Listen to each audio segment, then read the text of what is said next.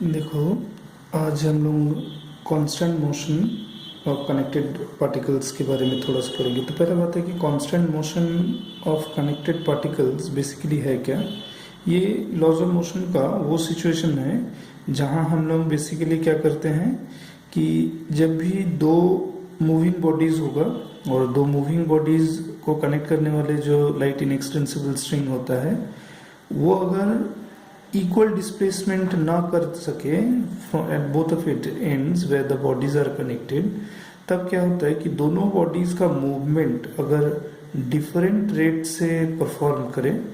तो तब हम लोग दोनों बॉडीज को कनेक्ट करने वाले जो total length of the string है, जो कि सिचुएशन में अनचेंज रहता है, कांस्टेंट रहता है, तो उसका टोटल लेंथ को यूज करके हम लोग एक मैथमेटिकल इक्वेशन बनाते हैं जिसको कांस्टेंट लेंथ कनेक्टेड बॉडीज का कांस्टेंट इक्वेशन कहते हैं। और उसी मैकेनिज्म को यूज करते हुए हम लोग कई डिफरेंट रेट से डिफरेंट डिस्टेंस ट्रैवलिंग बॉडीज का रिलेटेड प्रॉब्लम्स को सॉल्व कर सकते हैं। जैसे कि देखो, आज हम लोग पहला सिचुएशन डिस्कस कर रहे हैं कि एक न्यूमेरिकल कैसा, देखो कह रहा है कि find the velocity va of the cart a down the incline in terms of the upward velocity of cylinder b। तो यहाँ कैसे है, देखो इसका अरेंजमेंट को देखो, ये फिगर को देखो तो साफ क्लियर होगा कि यहाँ कह रहा है कि एक दो पुली यहाँ जो फिगर में दिख रहा है दोनों फिक्स्ड हैं, ठीक है ना। एक पुली से एक स्ट्रिंग से एक कार्ट ए कनेक्टेड है जो कि एक इंक्लाइन प्लेन पर मूव करेगा। So the path of movement of the cart on the incline plane makes different slope so with the string connecting the cart with this pulley, है ना।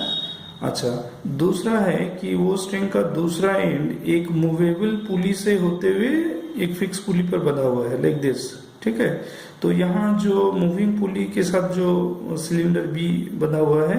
तो क्या होगा, अगर ये काटे अलोंग द इंक्लाइन प्लेन ऊपर या नीचे मूव करे तो उसके साथ साथ ये सिलिंड्रिकल बॉडी भी वर्टिकल लाइन पे ऊपर या नीचे मूव कर सकता है। तो इसके लिए हम लोग क्या किए, देखो दो पुली के बीच का डिस्टेंस को एल एज्यूम कर लिया, स्मॉल एल, जो कि अनचेंज रहना चाहिए। और from this fix pulley to this movable pulley, ये जो स्ट्रिंग है इस लेंथ को इंस्टेंटेनियसली वाई, और इस पुली से काटे तक का जो इंस्टेंटेनियस लेंथ है इसको कुछ नहीं लिया।